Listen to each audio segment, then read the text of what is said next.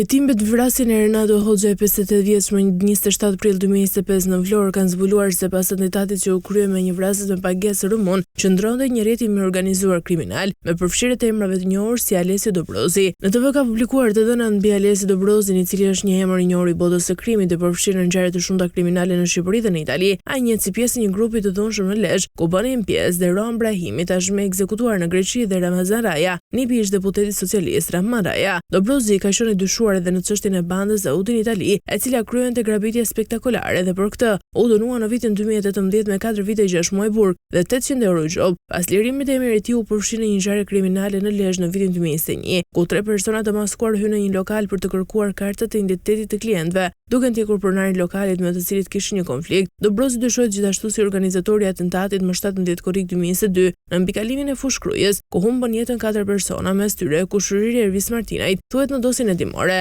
Hetimet zbulojnë se më 9 prill 2025, Eris Mehmeta dhe Lajert Maçi shkuan në Kamos për të marrë një automjet tip Range Rover Sport, i cili më pas do të përdorin në ekzekutimin e Hoxhait.